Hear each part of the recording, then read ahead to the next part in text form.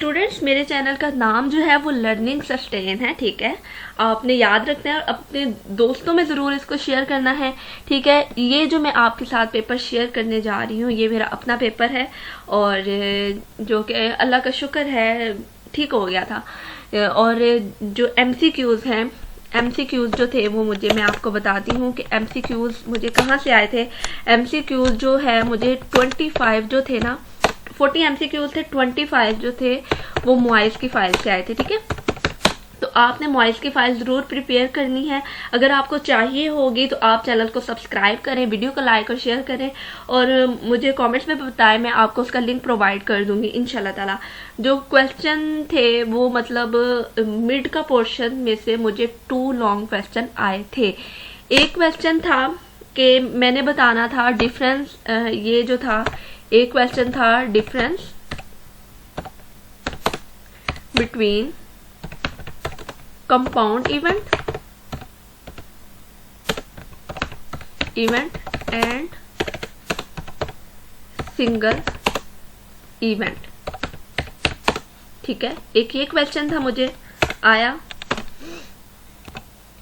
तो चले मैं आपको बता दूं कि सिंपल और कंपाउंड इवेंट क्या होते हैं। जो सिंपल होते हैं ना उनमें सिर्फ जो होते हैं ना 1 आउटकम्स आती हैं। ठीक है, सिंगल आउटकम आती है उसमें क्योंकि वो सिंपल होते हैं। और जो कंपाउंड होते हैं, कंपाउंड में जो होते हैं मोर कम्प्लेक्स होते हैं, ये कम्प्लेक्स होते हैं। ठीक है, सिंपल से आपको अगर ये क्वेश्चन आता है तो आप इसका आंसर ऐसे दे सकते हैं। और प्रोबेबिलिटी इज मोर देन, यानी कि इसकी प्रोबेबिलिटी जो होती है मोर देन 1 आउटकम्स होती है। उसमें एक आउटकम्स होती है, इसमें मोर देन 1 आउटकम्स आती है। ठीक है, सिंपल और कंपाउंड में ये डिफरेंस है, ये आपने याद रखना है जी। तो एक क्वेश्चन तो हो गया, उसका आंसर भी आपको मिल गया। अब ये था कि कार्ड्स बताने थे हमने, जैसे 52 कार्ड्स थे। ठीक है, उसमें हमने बताना था कि रेड क्वीन के कार्ड कितने हैं, किंग के कितने हैं, स्पेड के कितने हैं, जैक के कितने हैं, ये बताना था। ठीक है, ये जो है ये पिछले लेक्चर्स में से आया है। ये आपने पिछले लेक्चर्स भी, मिड के लेक्चर्स आपने करके जाने हैं। ठीक है, तो ये जो क्वेश्चन है मिड के पोर्शन से आया था और ये 5 नंबर का क्वेश्चन था जी। तो तीसरा जो क्वेश्चन था मुझे आया था वो था, मुझे कुछ कुछ पेपर याद है और जो मुझे याद है वो मैं तमाम आपके साथ शेयर कर रही हूँ। ठीक है, MCQs आपने ज़रूर मॉइस की फाइल करनी है। ठीक है, 25 MCQs आपके उस फाइल से 20-25 MCQs आपके ज़रूर आएंगे इंशाल्लाह ताला। और आपने क्या करना है कि ये जो क्वेश्चंस मैं आपको बता रही हूँ आपने एक दफ़ा इनको रीड आउट कर लेना है ताकि तमाम स्टूडेंट्स जो हैं इसको रीड आउट कर लें। और जब आप इसको रीड आउट कर लेंगे तो क्या होगा कि जब आप इसको रीड आउट कर लेंगे तो बहुत से क्वेश्चन जो होते हैं वो रिपीट हो रहे होते हैं। ठीक है, तो इसमें से एक क्वेश्चन था फ्रीक्वेंसी पॉलीगॉन बनानी थी और ये किस क्वेश्चन में था, ये भी जो है मिड के लेक्चर्स थे। ठीक है, तो इसमें आपने मिड के लेक्चर्स को स्किप नहीं करना। मैं आपको बार बार बता रही हूँ कि मिड के लेक्चर से आपको पेपर आएगा। और एक क्वेश्चन था उसमें डाटा गिवन था और EX निकालना था, उसमें मीन को फाइंड करना था। ठीक है, तो ये जो 5 क्वेश्चन हैं मुझे यही याद है फिलहाल तो। और अगर मुझे कोई याद आए तो मैं इंशाल्लाह कमेंट बॉक्स में आपके साथ वो शेयर कर दूंगी। तो चले अब मैं आपको फाइल की तरफ लेके चलती हूँ जहाँ से मुझे MCQs आए थे। ठीक है, और जो MCQs मतलब आया था, जो मुझे याद होगा वो भी मैं आपको साथ साथ बताती जाऊंगी। तो आपने वीडियो को कम्प्लीटली देखना है। ठीक है, तो चले जी हम अपनी फाइल की तरफ आ चुके हैं। इसमें से मुझे जहां तक याद है 20 थे, 20 से अबव MCQs थे इस फाइल में से, पेपर में आए थे 40 टोटल MCQs थे। ठीक है तो देखिए, for a particular data value person coefficient of skewness is greater than, ये मुझे MCQs आया था। ग्रेटर देन 0 होना तो फिर पॉजिटिव होता है, अगर मतलब लेस देन 0 हो तो फिर नेगेटिव स्क्यूड होता है। ठीक है, और अगर इक्वल हो तो फिर वो सिमेट्रिक होता है। ठीक है, ये आपने याद रखना है। ठीक है, आगे ये जो क्वेश्चन है, it measure of relevant dispensation unit of measurement is, तो डिस्पेंशन का यूनिट मेजरमेंट वैनिश होता है। ठीक है, ये आपने याद रखना है कि dispersion unit of measurement is vanish. ठीक है, ये क्वेश्चन भी आपको आ सकता है कि F डिस्ट्रीब्यूशन ऑलवेज रेंज, उसकी रेंज हमेशा F डिस्ट्रीब्यूशन की आपने याद रखना है कि 0 से प्लस अफिनिटी तक जाती है। ठीक है, F डिस्ट्रीब्यूशन की जो रेंज होती है कहाँ से कहाँ तक जाती है, 0 से प्लस अफिनिटी तक। ठीक है, आगे है जो है in CHI square test of independence और the degree of freedom are तो डिग्री ऑफ फ्रीडम इसकी n-p होती है, ठीक है। The CHI square distribution is common distribution ranging, तो अभी तक तो मुझे उसमें से एक MCQs मिला है जो मुझे याद है कि मुझे आया था, और ये 0 लेस देन एक्स स्क्वायर, ये मतलब आपको आंसर नजर आ रहा है 0 less than x square less than affinity. अब ये जो है रैंडम वेरिएबल्स देन EX, तो EX को हम अलहदा लिख लेंगे, EX फिर माइनस का माइनस अंदर आ जाएगा, और E को फिर Y के साथ भी लिखेंगे, ठीक है। तो ये इसका आंसर आएगा।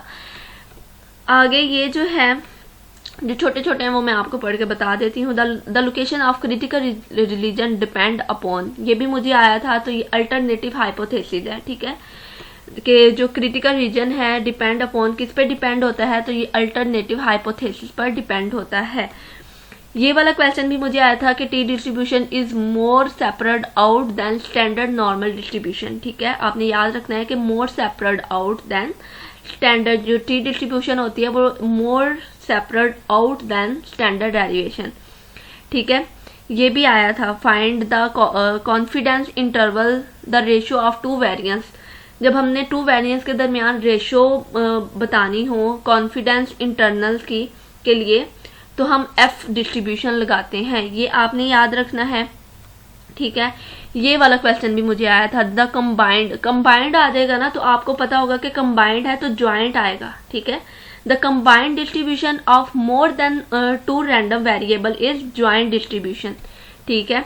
अब देखें the degree of freedom for T test with sample size 14 is, तो 14 है तो 14 का आ जाएगा 13, ठीक है, ये याद रखना है आपने। Which mean of the following binominal distribution, ये वाला क्वेश्चन भी मुझे आया था कि मीन जो है वो ग्रेटर देन वेरिएंस होगी बायनोमिनल डिस्ट्रीब्यूशन में, ये ट्रू होगा, ठीक है। फिर है व्हाट इज MF क्या होता है, ये हाईएस्ट फ्रीक्वेंसी होती है, ठीक है, मैक्सिमम फ्रीक्वेंसी होती है, तो इसको हम हाईएस्ट फ्रीक्वेंसी बोलेंगे, ठीक है। The parameters of the binominal distribution यानी कि N एंड P, ये N डॉट है ना, तो N एंड आ जाएगा बस, और P बाकी सारा वही है। फिर है विच mean of the Poisson distribution में इक्वल होता है मीन, और जबकि बायनोमिनल में वो होता है वो ग्रेटर देन होता है, ये आपने याद रखना है, ठीक है। ये जो है if a significant level of 1% is used rather than 5%, the null hypothesis is less likely to be rejected, इसका क्या आएगा, less likely to be rejected, यानी कि ऐसे जो होते हैं ना नल हाइपोथेसिस वो रिजेक्टेड हो जाते हैं, लेस लाइकली बी रिजेक्टेड।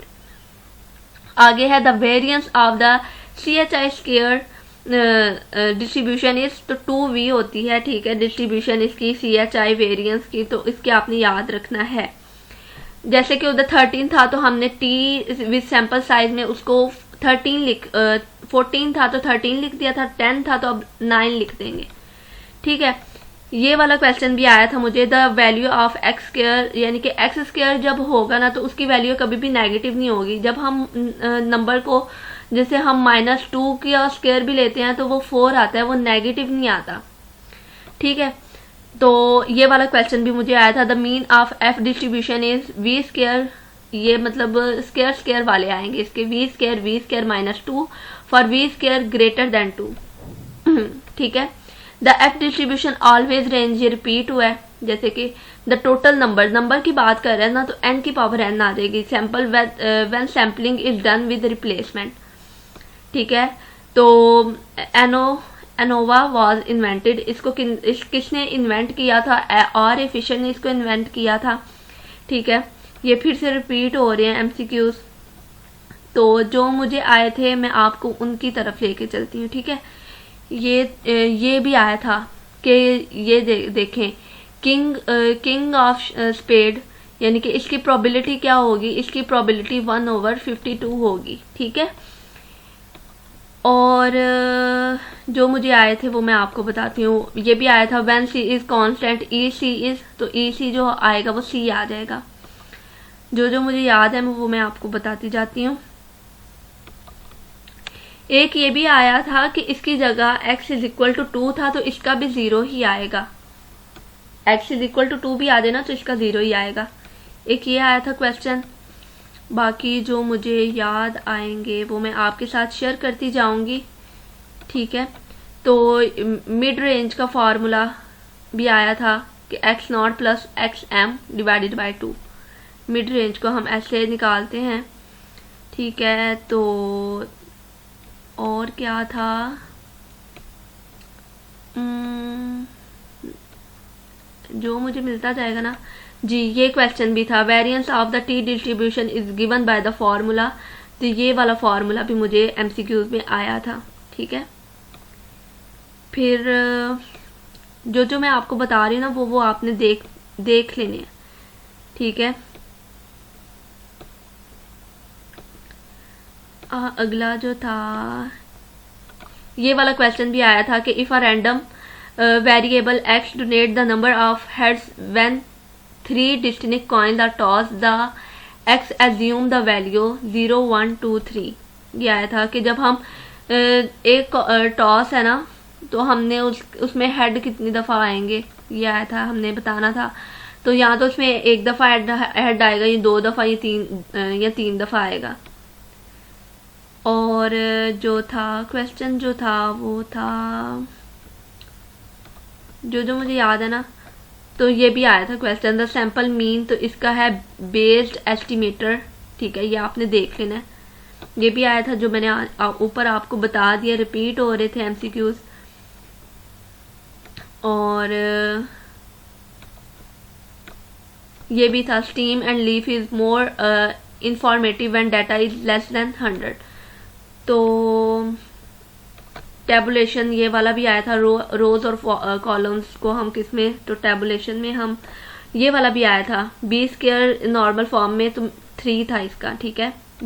मैंने ऐसे याद रखा था कि B2 है तो अगला नंबर 3 आएगा, तो ऐसे मैंने याद रखा हुआ था इस एमसीक्यूज को। तो ये बाकी आपने फाइल जो है इम्पोर्टेंट है, सारे सब मैं आपको नहीं बता सकती क्योंकि वीडियो ज़्यादा लंबी हो जाएगी। तो आपको अगर ये फाइल चाहिए होगी तो चैनल को सब्सक्राइब कर दें, और अगर पहले से किया हुआ है तो ओके मैम लिख के तो मुझसे फाइल ले लें। तो इंशाल्लाह मैं आपको फाइल जो है वो डिस्क्रिप्शन में प्रोवाइड कर दूंगी। इंशाल्लाह अपनी दुआओं में याद रखें। जज़ाकल्लाह।